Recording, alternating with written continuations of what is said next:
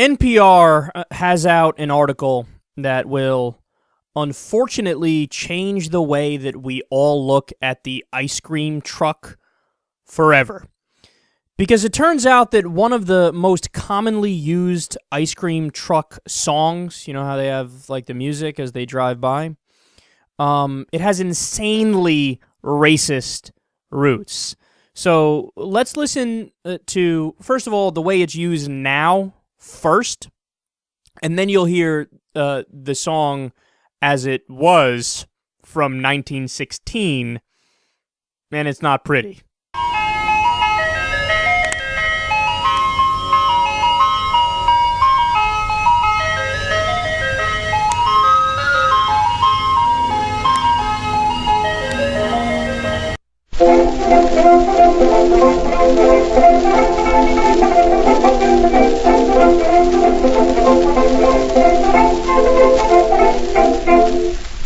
Come on, Dylan. Trying to cut a watermelon. Yeah, you George Washington, Henry Clay, Abraham, Lincoln, Woodrow Wilson, Texas. You them Thompson niggas quit rolling them bones and come down and get your ice cream. Ice cream? Yes, ice cream. Cut up that ice cream. Watermelon. Well,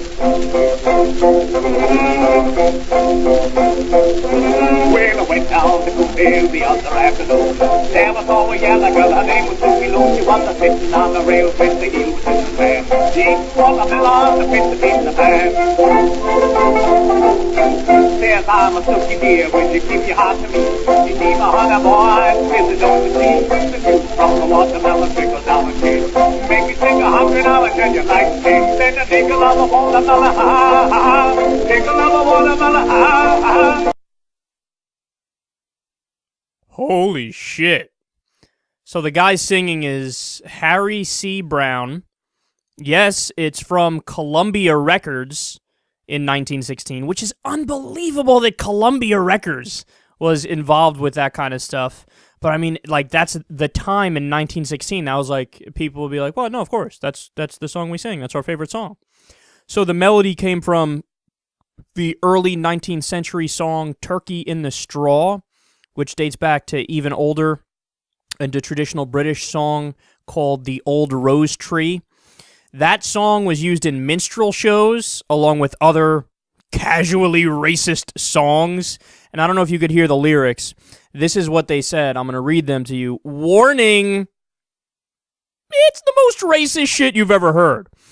The guy says, "You niggers quit throwing them bones and come down and get your ice cream." They say, "Ice cream?" He says, "Yes, ice cream. Colored man's ice cream. Watermelon." And then you probably heard a little bit of the chorus. It goes, "Nigger loves a watermelon, ha ha ha. Nigger loves a watermelon, ha ha ha. For here they're made with a half a pound of cool. There's nothing like a watermelon for a hungry coon." Yep, that would appear to be the most racist thing ever.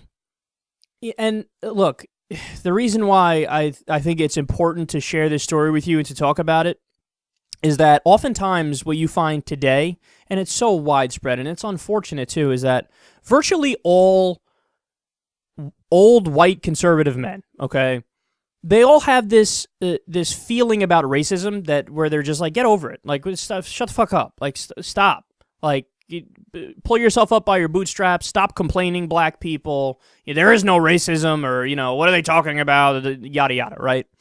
But what this shows you, among many other things, because look, again, this is 1916, and you compare that to, like, in the 1960s, early 1960s, we still had open segregation, okay? We need the Civil Rights Act, mid-1960s was when that came around, and then what, like, overnight, that all got better? Like, oh, we passed the Civil Rights Act, and everything is perfect. No, you still had, like, really old, racist white dudes in Alabama, Mississippi, Louisiana, I mean, you name it, not to pick on those states, they're all over the fucking place. But it's the idea that, get over it, there's no, who cares, racism is dead. No, it's not dead. And you really don't comprehend how deeply rooted it is in the culture until you hear the fucking ice cream song and you realize, whoa, the original lyrics were, Nigger loves a watermelon, ha ha ha. I mean, the idea of a minstrel show where white people pretend to be black people and they act like they're stupid. No. You're the stupid ones. You guys are the stupid ones. Do you see what you're doing? You're mocking an entire race of people. Like, they didn't view people as individuals. They viewed them as like, oh, what's your skin color? Okay, I know how you are. What's your gender? Or what's your religion? Oh, I know how you are. It was these gross generalizations that they had. And look, the thing is, you see it today. Obviously not to this extent, but that mindset continues, you know? And just to give you one example, but I could go on and on. I mean, I've given you too many statistics to the point where you guys are probably like, shut the fuck up already. We get it. Black people and white people use drugs at the same rate, but black people are arrested 4 times more often. Gee, I wonder what the cause of that is. Well, the cause is their skin color. Clearly, law enforcement cracks down harder on them.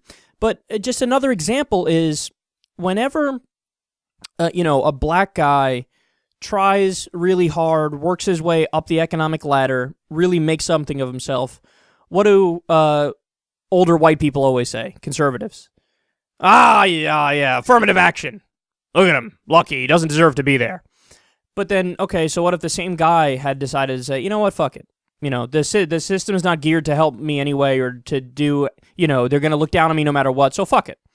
I'm going to quit my job. I'm going to just go do whatever the fuck I want to do all day and night, and it is what it is. Then what do they say? Moocher, parasite. Look, you know how they are.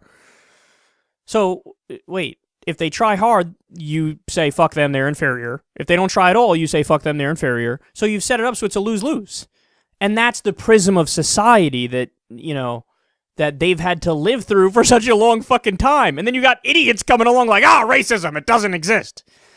And I'm going to keep going on and on here because I can't help myself. But so many studies, the eBay study, put a white hand selling an iPod and a black hand selling an iPod. The white hand gets all the hits. That's the only difference is the color of the hand. The white hand gets all the hits. The resume study, put a black name on a resume versus a white name. White name gets all the hits.